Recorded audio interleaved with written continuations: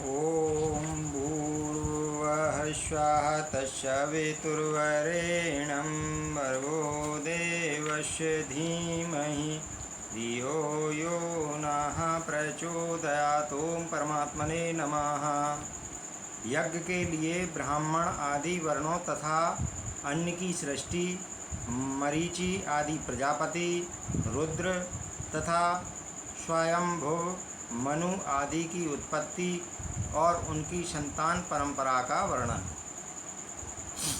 भीष्म जी ने कहा, ब्राह्मण, आपने अर्वाक स्रोत नामक सर्ग का, जो मानव सर्ग के नाम से भी प्रसिद्ध है, संक्षेप से वर्णन किया। अब उसी को विस्तार के साथ कहिए। ब्रह्मा जी ने मनुष्यों की सृष्टि किस प्रकार की, महामुने प्रजापति ने चारों वर्णों तथा उनके गुणों को कैसे उत्पन्न किया, और ब्राह्मण आदि वर्णों के कौन कौन से कर्म माने गए हैं, इन सब बातों का वर्णन कीजिए।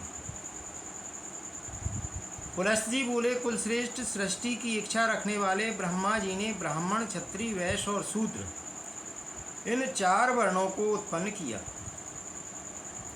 इनमें ब्राह्मण मुख से, क्षत्रिय वक्षस्थल से, वैश्य जंघाओं से और शूद्र ब्रह्मा जी के पैरों से उत्पन्न हुए। महाराज, ये चारों वर्ण यज्ञ के उत्तम साधन हैं। अतः ब्रह्मा जी ने यज्ञ अनुष्ठान की सिद्धि के लिए ही इन सब की सृष्टि की। यज्ञ से तृप्त होकर देवता लोग जल की वृष्टि करते हैं, जिससे मनुष्यों की भी तृप्ति होती है। अतः धर्म में यज्ञ सदा ही कल्याण का हेतु है।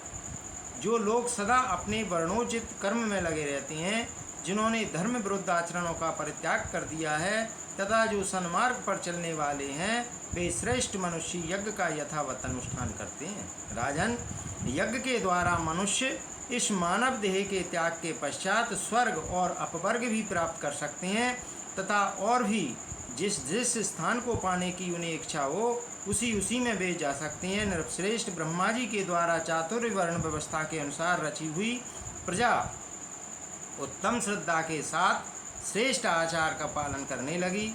वह इच्छानुसार जहाँ चाहती रहती थी, उसे किसी प्रकार की बाधा नहीं सताती थी।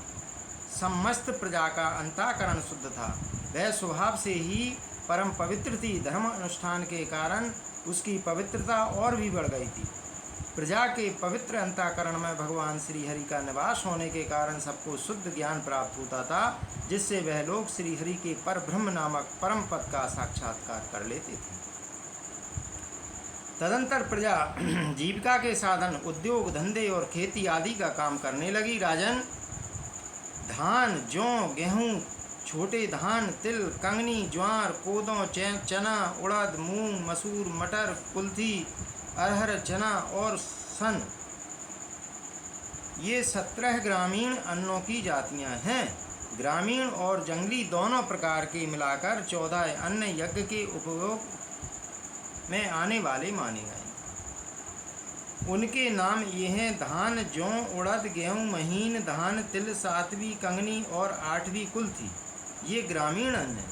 तथा सांबा, तिन्नी का चावल, जरलिल, बंतिल, गवेदू, वेणुअब और मक्का, ये 6 जंगली अन्न हैं। ये 14 अन्न यज्ञ अनुष्ठान की सामग्री हैं, तथा यज्ञ ही इनकी उत्पत्ति का प्रधान हेतु है। यज्ञ के साथ ये अन्न प्रजा की उत्पत्ति और वृद्धि के परम कारण है। इसलिए यह लोक और परलोक के ज्ञाता विद्वान पुरुष इन्हीं के द्वारा यज्ञों का अनुष्ठान करते रहते हैं। नृपश्रेष्ठ, प्रतिदिन किया जाने वाला यज्ञ अनुष्ठान मनुष्यों का परम उपकारक तथा उन्हें शांति प्रदान करने वाला होता है। कृषि आदि जीविका के साधनों के सिद्ध हो जाने पर प्रजापति ने प्रजा के स्थान और गुणों के अनुसार उनमें धर्म मर्यादा की स्थापना की। फिर वर्ण और आश्रमों के पृथक पृथक धर्म निश्चित किए, तथा स्वधर्म का भली भांति पालन करने वाले सभी वर्णों के लिए पुण्यमय लोकों की रचना की। योगियों को अमृत स्वरूप ब्रह्म धाम की प्राप्ति होती है, जो परम पद माना गया है। जो योगी सदा एकांत में रहकर यत्नपूर्वक ध्यान में लगे रहते हैं, उन्हें वह उत्कृष्ट पद प्राप्त होता है, जिसका ज्ञानी जन ही साक्षात्कार कर पाते हैं। तमिश्र, अंधता मिश्र, महारौरव, रौरव, घोर, अशीपत्रवन, कालसूत्र और अभिचीमान आदि जो नरक हैं, वे वेदों की निंदा, यज्ञों का उच्छेद तथा अपने धर्म का परित्याग करने वाले पुरुषों के स्थान बताए गए हैं। ब्रह्मा जी ने पहले मन के संकल्प से ही चराचर प्राणियों की सृष्टि की, किंतु जब इस प्रकार उनकी सारी प्रजा पुत्र पौत्र आदि के क्रम से अधिक न बढ़ सकी, तब उन्होंने अपने ही सदृश अन्य मानस पुत्रों को उत्पन्न किया। उनके नाम हैं भृगु, पुलह, कृत, अंगिरा, मारीचि, दक्ष, अत्रि और वशिष्ठ। पुराण में ये 9 ब्रह्मा निश्चित किए गए हैं। इन भृगु आदि के भी पहले दिन सनंदन और आदि पुत्रों को ब्रह्मा जी ने जन्म दिया था। उनके मन में पुत्र उत्पन्न करने की इच्छा नहीं हुई, इसलिए वे सृष्टि रचना के कार्य में नहीं फंसे। उन सबको स्वभावतः विज्ञान की प्राप्ति हो गई थी। वे मात्सर्य आदि दोषों से रहित और वीतराग थे। इस प्रकार संसार की सृष्टि के कार्य से उनके उदासीन हो जाने पर महात्मा ब्रह्मा जी को महान क्रोध हुआ। उनकी भौहें तन गईं और ललाट क्रोध से उद्दीप्त तो उठा। उसी समय उनके ललाट से मध्याह्नकालीन सूर्य के समान तेजस्वी रुद्र प्रकट हुए। उनका आधा शरीर स्त्री का था और आधा पुरुष का। वे बड़े प्रचंड थे और उनका शरीर बड़ा विशाल था। तब ब्रह्मा जी उन्हें यह आदेश देकर कि तुम अपने शरीर के 2 भाग करो, वहाँ से अंतर्ध्यान हो गए। उनके ऐसा कहने पर रुद्र ने अपने शरीर के स्त्री और पुरुष दोनों भागों को पृथक पृथक कर दिया और फिर पुरुष भाग को 11 रूपों में विभक्त किया। इसी प्रकार स्त्री भाग को भी अनेकों रूपों में प्रकट किया। स्त्री और पुरुष दोनों भागों के वे भिन्न भिन्न रूप सौम्य, क्रूर, शांत, श्याम और गौर आदि नाना प्रकार के थे। तत्पश्चात ब्रह्मा जी ने अपने से उत्पन्न अपने ही स्वरूप भूत स्वाम्भुव को प्रजापालन के लिए प्रथम मनु बनाया। स्वाम्भुव मनु ने शत्रुपा नाम की स्त्री को, जो तपस्या के कारण पाप रहित थी, अपनी पत्नी के रूप में स्वीकार किया। देवी शत्रुपा ने स्वाम्भुव मनु से 2 पुत्र और 2 कन्याओं को जन्म दिया। पुत्रों के नाम थे प्रियव्रत और उत्तानपाद तथा कन्याएं प्रसूति और आकुति के नाम से प्रसिद्ध हुई। मनु ने प्रसूति का विवाह दक्ष के साथ किया और आकुति का रुचि न प्रजापति के साथ कर दिया।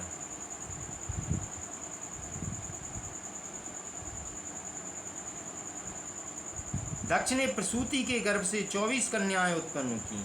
उनके नाम श्रद्धा, लक्ष्मी, धृति, पुष्टि, तुष्टि, मेधा, क्रिया, बुद्धि, लज्जा, वपु, शांति, सिद्धि और 13वीं कीर्ति। इन दक्ष कन्याओं को भगवान धर्म ने अपनी पत्नियों के रूप में ग्रहण किया। इनसे छोटी 11 कन्याएं और थीं, जो ख्याति, सती, संभूति, स्मृति, प्रीति, क्षमा, सन्नति, अनसुईया, ऊर्जा, स्वाहा और स्वादा नाम से प्रसिद्ध हुई।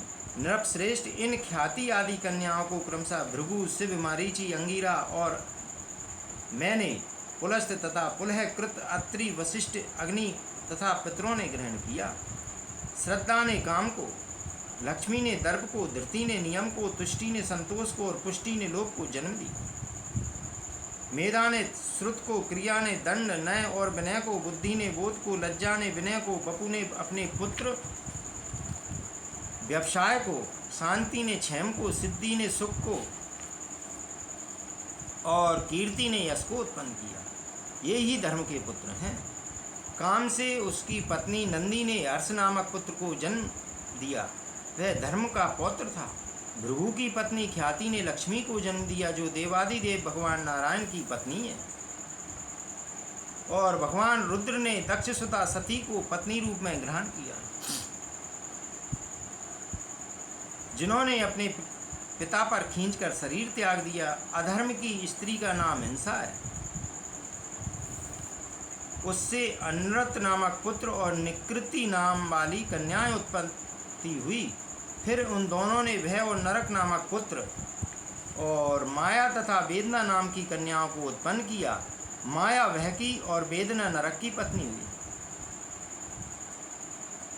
उनमें से माया ने समस्त प्राणियों का संहार करने वाले मृत्यु नामक पुत्र को जन्म दिया और वेदना से नरक के अंश से दुख की उत्पत्ति हुई। फिर मृत्यु से व्याधि, जरा, शोक, तृष्णा और क्रोध का जन्म हुआ।